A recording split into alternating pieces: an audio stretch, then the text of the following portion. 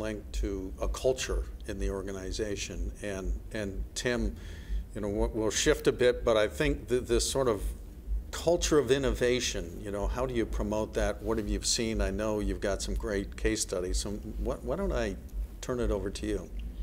Okay. Well, I worked in the consumer products industry for 33 years and worked for Procter & Gamble throughout that time, which is recognized as an innovative company. And as part of that world, what I saw and what was drilled into me, frankly, was that it is at moments of disruption and change that major market share shifts occur. And so if you believe that as sort of as a premise of doing business, that categories will go along in sort of a state of homeostasis, and then at some point there will be a disruption, and that disruption will cause market share to shift. And so therefore, if you take that as a given, then an organization needs to embrace change. They need to see change coming, they need to embrace the change, and then you're in a foot race with your competition for how fast you can adapt to that change as it occurs.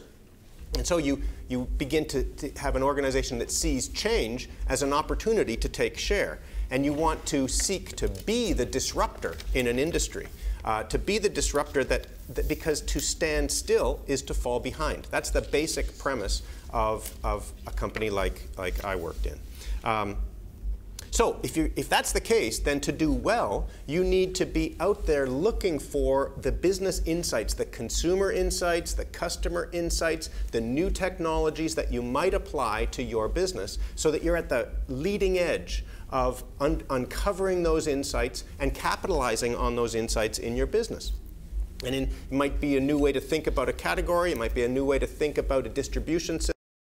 It might be a new benefit for the consumer.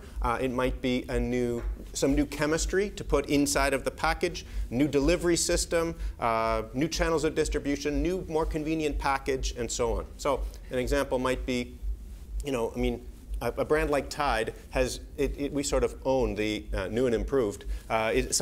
Almost every year there's something new and improved about a brand like that, and it's moved from being powder or granules to being a liquid to being now pods. Each of those was based on deep consumer insights, having people in homes watching how people do laundry, understanding what some of the frustrations are of the package or the form, understanding that, for example, Canadians are chronic underusers, underdosers. And so if the fill line is to here, they fill to here. And so as a result, a product like Tide Pods is not only a more convenient form, but it actually gets people the right dosage for their load of laundry, and they'll see cleaner clothes and be delighted with the result. So how do you create an organizational culture then that seizes the moment as external changes occur and fosters experimentation internally so that you're always at the forefront of those innovations and change? It is a culture that thrives on new insights. There's always looking for the new insights. And you need to drive out fear of failure. And you need to put in place the systems. And we had systems and processes and research techniques that allowed us to fail fast and fail cheap. If you can fail fast and fail cheap, then you can celebrate those small failures as a building block to future learning. And that's what we put in place. You have to protect test and learn budgets. You have to have a test and learn budget built into people's allocation of funds, and you have to protect that as budgets get cut, because inevitably in any given quarter or year there will be hardships, but you have to protect the test and learn budget because that's your future. And that's the way we ran the business, and the energy of the company, frankly, is all around the innovation pipeline. What are we going to do next? What's the next insight, the next innovation that helps us bring a new, even better product to the market? And how do we keep track of what competitors are patenting? Keep watching the patent office. Watch what other people, both your direct competitors and people in this industry, what they're doing so that you can anticipate the changes that are coming to a marketplace. And then as you look at that innovation pipeline, what are the dates and gates that you have to make the organization go through so that you limit the risk but maximize the learning? That's how the company operated. That's the sort of the ecosystem, if you will, of the company. So The example I would use is not a P&G example. It's actually, I would use the example of the YMCA of Greater Toronto.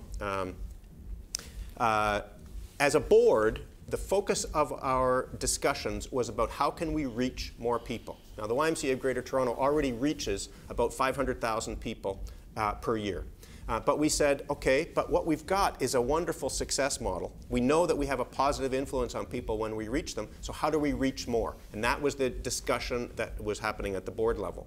And then, and so 3 years ago, the YMCA of Toronto had about 10,000 children in childcare. What other people call daycare, we call childcare because we actually care for children, not days. And so, so we had 10,000 children in childcare. And then the Ontario government, the change that hit us was that the Ontario government brought in full-day kindergarten. And it is what it is, and it became, for everybody in the childcare industry, it became an enormous threat. I mean, we had staff, lots of them, and now all the 3.5- and 4-year-olds were going to be in school. They weren't going to be in our childcare facilities. We had leases, and we had facilities, and we had little chairs that were built for 4-year-olds, and suddenly many of our assets might not have been used effectively. What the staff, to their credit, what the staff of the YMCA did was that they said, this change is perhaps an opportunity. Let's work with government in terms of how this change is implemented. Let's work with school boards because they're also reeling, trying to figure out how do they adapt to this change. And what came out of it was that the YMCA became the delivery system, if you will. We became the deliverers of full-day kindergarten, and we became much more active in before and after school care, which had major implications on our staffing. But as a result, we've moved from 10,000 children in childcare to 24,000 children in childcare in just the space of 3 years. A massive change, huge increase in the number of locations around town, huge increase in staff, but serving even more people and delivering against the board's mandate of extending our reach. So I guess I would finish up by just saying, so out of these examples, what are the implications for boards? The first thing I'd say is that these topics take time. You can't brainstorm, a board can't brainstorm future threats and opportunities and slam it into a 30-minute time slot in their agenda. Brains don't work that way. You need time, you need space, you need, perhaps, as Nora said earlier, we need to go to a different location to think about these things differently. Maybe go off-site to visit something, some other location, some other business, to learn about how they operate. But it takes time. Certainly it takes a half a day of time carved out to think about future threats and opportunities. And I would say in many industries that have a regulatory burden, the increased regulatory burden can be a time pressure that forces us to spend time ticking regulatory boxes and doing things that have been mandated by some regulatory body. And all of that it's not bad, it just steals time. And we have to be mindful that these regulatory activities steal time from what might be a rich discussion about future opportunities and threats. I think it also, in terms of staffing our boards, we need to make sure that we staff with people who can think divergently.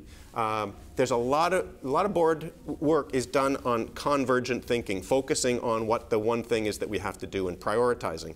But for some of this activity about thinking about possibilities, you need divergent thinkers, broader thinkers. And so I think somehow, as for governance committees and nominating committees, they need to think about how do we staff how do we fill our board with people that have different thinking styles so that we get the maximum benefit over time.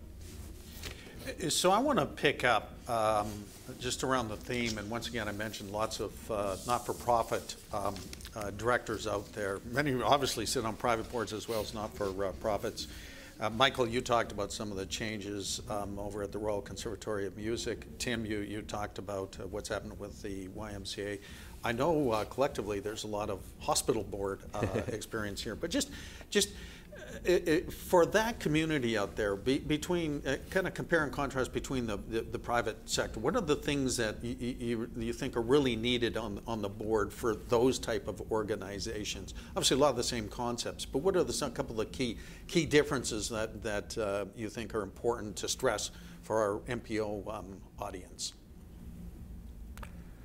Well, I'll start. I think the construct is different because you're recruiting people for somewhat different skills. It's not specifically for skill sets or corporate experience or things like that. But I think you're still looking for diversity, first of all.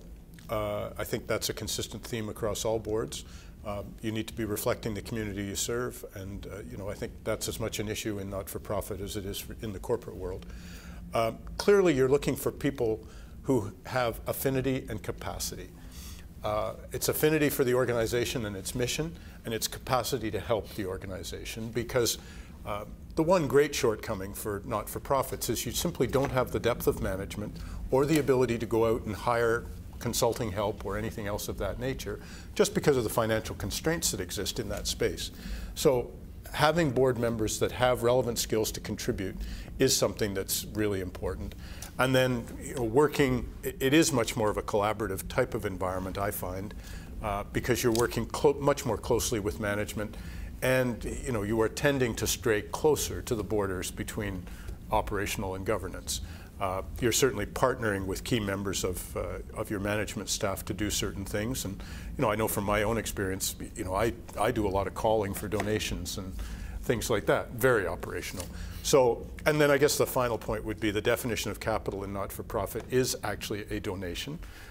So, you are clearly oriented in a much more direct way to what your sources of capital are and what type of capabilities that gives you.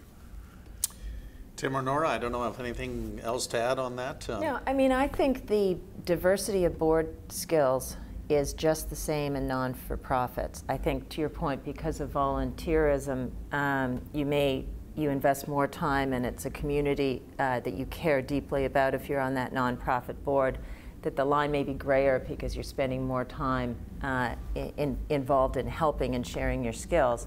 But the diversity issue and the quality and talent of the board is just as important, if not, you could argue, more important.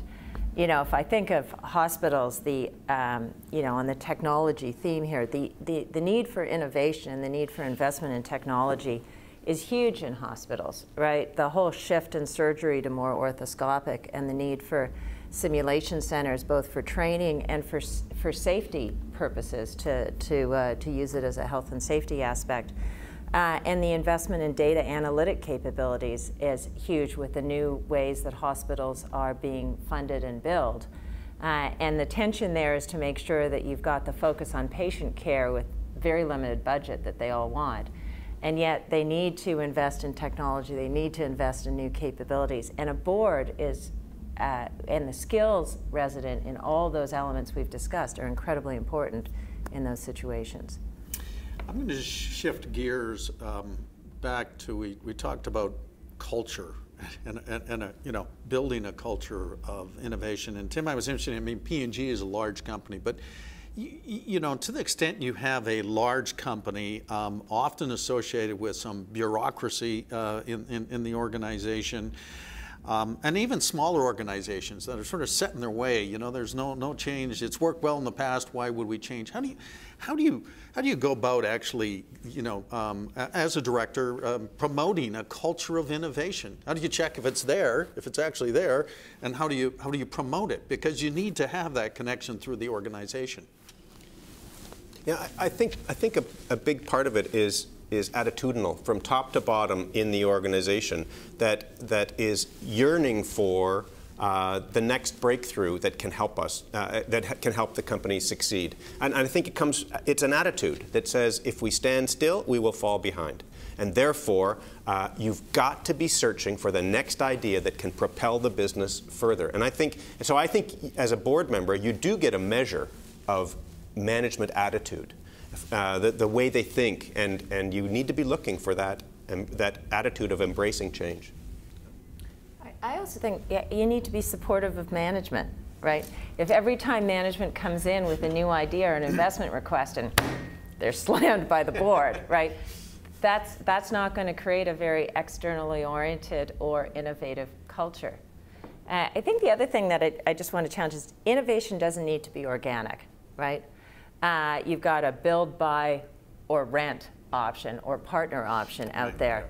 And I think today, with the pace of change and all these entrepreneurs out there, more than ever before, and D&H, Michael, was your example of acquisition can bring you new opportunities, new technologies, new capabilities very quickly. But you have to be prudent with M&A in making sure that those are consistent with your strategy and that you're buying a capability that is going to be of value to your strategic success. And not get distracted by the latest new shiny object, right? Terry, I know you've got some thoughts, obviously, in terms of some of the things we've been working through at Deloitte and others in terms of a culture of innovation. Sure, and I think, Don, we've been spending a lot of time, like we have our own incubator in ourselves, right? Looking at our own challenges. At the end of the day, you can't mandate innovative culture. So it has to be something that's really built into your core values. It has to be spoken from the top down, but it also has to be supported and given oxygen at the lower levels. I think as we've looked at it, it's not just about talking about innovation and investing in a few things. What gets measured and managed gets done. So if you're serious about it, it has to be built in integrally into your performance management systems. So is your CEO measured on innovation? Whatever that is for you. If it's new product innovation, if it's new processes and efficiency, if it's delivering a better customer experience, whatever those strategic business strategies are, making sure that your innovation program is aligned with that. And then does that filter down through the organization? So for us, we're looking at our management team and saying that, and for our individual service line leaders, are they creating new services and bringing them forward? Are they getting more productive? Are they getting more profitable? And actually measuring it and having that as part of the journey. And Terry, you bring up a good point. The piece around measurement and often around innovation. That's a tough subject to get at. How do you measure it? Whether it's X percent of your business comes from new products or whatever it is. But directors, your thoughts in terms of how to, should you measure and how can you measure, investment in innovation and return on innovation? Well, I'll give you a sort of subjective approach to it, and certainly in a not-for-profit, you tend to take a little bit more of a subjective view on some of these things. But, the Royal Conservatory is a very simple business, and so measurement of the CEO is also relatively simple. But we look at it really in just 2 or 3 fairly straightforward buckets. Did you raise money? That's very important. Did you spend it wisely? And that just goes to good housekeeping in the business and the proper economies and efficiencies. And then what are we doing for the future to enhance existing businesses organically and to progress down what we think is the necessity of more involvement in the digital space and penetration with technology. So those are very simple measurements, and we have a fairly subjective dialogue around it, but those are the 3 key concepts, that it's basically money in, money out, and how are you progressing towards some of your objectives. So that lets us look at it at a fairly high level, and for the board, that's not a bad starting point. I think part of it also is to ask the question, what are the ideas that are going to generate our future growth? Because new business comes from new ideas. And so if you can begin to identify what some of the ideas might be, then you can start going through an exercise of, okay, so what will we know about this idea by what time that will allow us to make the next investment? So the dates and the gates that people have to go through to meter out the money in such a way that we can learn about this idea, and because it's those ideas that are going to generate the future growth. Okay, one last question before I go out to our audience, and that is about reaching outside the walls. And there's a mention of partnering. Terry, I think you mentioned Communitech. There's DMZ. There's all sorts of. How important is it to do that to drive this culture of innovation? Your thoughts and comments. One of the interesting conversations we were having when management and a group of my fellow board members in one company were at West was just, there are different ways to tap into innovation. And I listed some of them. But some companies are now doing what they did in the 90s of building venture funds. So you can have a pool and allocate that and invest. Others may just be tapping into partner with organizations so they see things, and then they can make the decision of build, buy, or rent. That's it's finding a way to keep your hand on the pulse and making that decision as appropriate. I think also you have to be careful if you're what I want to say is if there's a bunch of innovative companies out there, that's an opportunity. A lot of them want to sell themselves to the bigger incumbents, and you have to be a little careful that you aren't attracted by the shiny new object again and that it makes sense, right? So you have to partner where it's consistent with your strategy, not just because someone's looking to find someone to sell themselves to. Okay. Any last comment on that, and then we'll go out to a I question? would just say that it's easier today than it was before because there are the existence of these centralized, whether it's Communitech in Waterloo that you mentioned, or Mars Innovation. I'm a board member of Mars Innovation. There's these centralized locations that you can go to and pursue a wide variety of new technology. So it makes it easier, frankly, for companies to connect now with new technology and new innovation than it was 10 or 15 years ago. Yeah, Don, I'd add to that, like, this is essential for the country.